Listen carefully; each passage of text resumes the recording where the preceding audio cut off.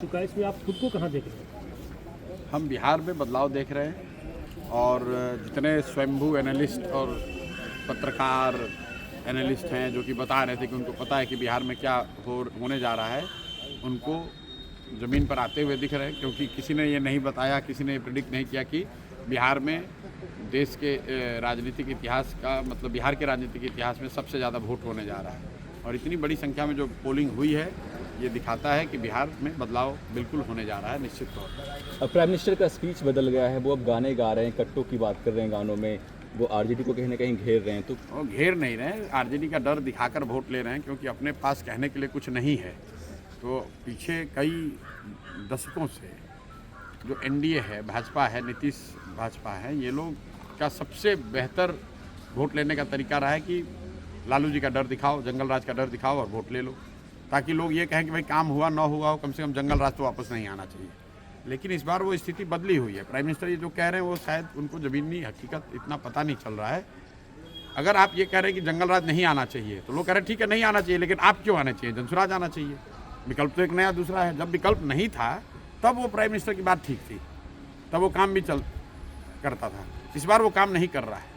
राहुल, आप देखिए कि जो प्रवासी मजदूर है, आप लोग तो गाँव देहात में यहाँ ज़मीन पर आज पत्रकारिता कर रहे हैं, आप लोग जरा जाकर देख लीजिए कि प्रवासी मजदूर किसको वोट कर रहा है।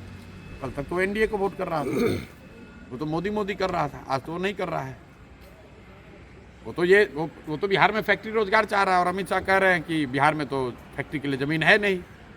तो इसका मतलब है कि आने वाले सालों में भी बिहार में फैक्ट्री नहीं लगेगा। अमित शाह ने खुद कह दिया, तो बिहार का युवा उनको क्यों वोट देगा? अगर फैक्ट्री लगाने के लिए सिर्फ गुजरात में ही ज़मीन है तो फिर बिहार का युवा क्यों वोट उनको देगा यहाँ? और ये पूछिए आप लोग कि अगर फैक्ट्री के लिए ज़मीन नहीं है तो ये जो बड़ा बड़ा सड़क सब बना है, जिसमें कि यहाँ के यहाँ पंजाब, आप बंगाल को गुजरात से जोड़ रहे हैं, वो सड़क बनाने के लिए ज़मीन बिहार में कहाँ से मिले? तो आपको अपना सड़क बनाना है, नेशनल हाईवे बनाना है, तो बिहार में सड़क ज़मीन है, और बिहार के बच्चों के लिए फैक्ट्री बनाना है तो कह रहे कि यहाँ ज़मीन नहीं है। राहुल गांधी एक तो वोट चोरी की बात करते, उन्होंने कहा है कि प्राइम मिनिस्टर वोट चोरी करके प्राइम मिनिस्टर अरे बने हैं। भैया, ऐसा है, ये वोट चोरी का मामला बिहार में आप लोग भी जान रहे हैं कि कभी ना मामला था ना है। और राहुल गांधी विपक्ष के नेता के तौर पर भाजपा से लड़ रहे हैं, वहाँ पर जो कर रहे हैं वो करें, इलेक्शन कमीशन समझे, राहुल गांधी समझे, नरेंद्र मोदी जी समझें। हम लोग को, बिहार के लोगों को उससे कोई मतलब नहीं है। बिहार में विधानसभा का चुनाव है। बिहार के लोग ये जानना चाह रहे हैं कि यहाँ पर शिक्षा कब होगी, रोजगार कब होगा, बिहार की दुर्दशा कब सुधरेगी। वोट चोरी से क्या लेना देना है? बिहार में कोई आपको मिला अभी रास्ते में कि मेरा वोट कट गया है? जब किसी का वोट कटा ही नहीं है तो क्या आप वोट चोरी बात किए जा रहे हो? भाई, वोट चोरी का मामला है अपना दिल्ली में, अगर मामला है इलेक्शन कमीशन को घेरिए, सुप्रीम कोर्ट में जाइए, देश भर में एजिटेशन कीजिए। बिहार के इलेक्शन को क्यों हाईजैक कर रहे हो? उसमें वोट परसेंटेज बढ़ने का जो मामला रहा है, रात में दिखाया जा रहा है, तो ट्रेन से प्रवासी मजदूरों को स्पेशल ट्रेन और टिकट दे के भेजा जा रहा है, इसको लेके क्या कहें? भेजा जा रहा था। जब एनडीए को, भाजपा को लग रहा था कि प्रवासी मजदूर आकर उनको वोट देंगे, तो उन्होंने 12,000 ट्रेन चलाने की बात कही, 20% डिस्काउंट की बात कही। लेकिन जब लोगों ने ये पाया कि जो प्रवासी मजदूर आ रहा है वो तो भाजपा के खिलाफ वोट कर रहा है, बदलाव के लिए वोट कर रहा है, जनसुराज के लिए वोट कर रहा है, आपने छठ के दौरान देखा कि बहुत सारी ट्रेनें जो स्पेशल ट्रेन के तौर पर वादा किया गया था वो ट्रेन खुली भी नहीं है।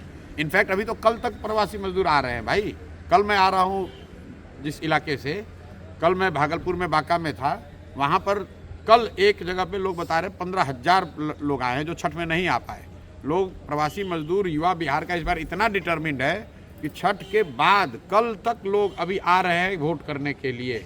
हर हालत में लोग बदलाव चाहते हैं। और बिहार में इस बार चुनाव में महिला एक्स फैक्टर नहीं है, बिहार का युवा एक्स फैक्टर है, बिहार का प्रवासी मजदूर एक्स फैक्टर है, क्योंकि वो अपने घर की महिला को बता रहा है कि वोट इस बार किसको देना है। 10,000 रुपये के लालच में अगले 5 साल का भविष्य नहीं बेचना है। तो नीतीश कुमार का ये दाव उल्टा पड़ने वाला है, क्योंकि लोग पैसा तो लिए हैं लेकिन उनके कहने पर वोट नहीं देंगे। ये फ़र्क आप समझिए।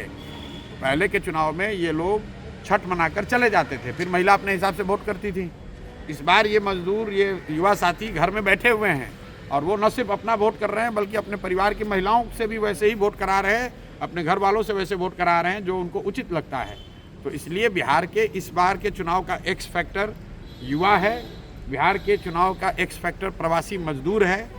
और 14 तारीख के रिजल्ट में आपको दिखेगा, कोई आदमी अगर इसको इग्नोर कर रहा है तो उसको 14 तारीख को तो बहुत परेशानी का सामना करना पड़ेगा। प्रशांत किशोर चुनावी मैदान से दूर क्यों, इलेक्शन क्यों नहीं लड़ रहे? हम कहाँ पर हैं? हम बिहार में चुनाव नहीं हो रहा है। प्रशांत जी, सबसे ज़्यादा अगर कहीं चुनाव में कोई इन्वॉल्व है तो प्रशांत किशोर है। प्रशांत जी आप सीमांचल में हैं, यहाँ पे मुसलमानों की वोट की बात होती है, सभी पार्टियाँ जो है वो जद्दोजहद कर रही है कि मुसलमानों का वोट लिया जाए, और वैसे भी काफ़ी एक्टिव हैं, कांग्रेस भी एक्टिव है। आप क्या अपील करेंगे मुसलमान वोट? मुसलमानों से बस इतना ही कहेंगे कि भाजपा से डर कर आपने बहुत दिन वोट दे दिया। आप इस्लाम की बात में बताई हुई बात को मानिए। दूसरे दल वाले कह रहे हैं कि भाजपा से डरिए और हमको महागठबंधन को वोट दीजिए, ओवैसी कह रहे हैं हमको वोट दीजिए। जनसुराज कह रहा है कि भाजपा से मत डरिए, अल्लाह से डरिए और हक के साथ खड़े होइए, सही के साथ खड़े होइए, अपने बच्चों के साथ खड़े होइए। भाजपा से डर के बातिलों के साथ, जिन लोगों ने आपके बच्चों का जीवन बर्बाद किया है, उनके साथ खड़ा मत होइए। ठीक है, थैंक यू सर।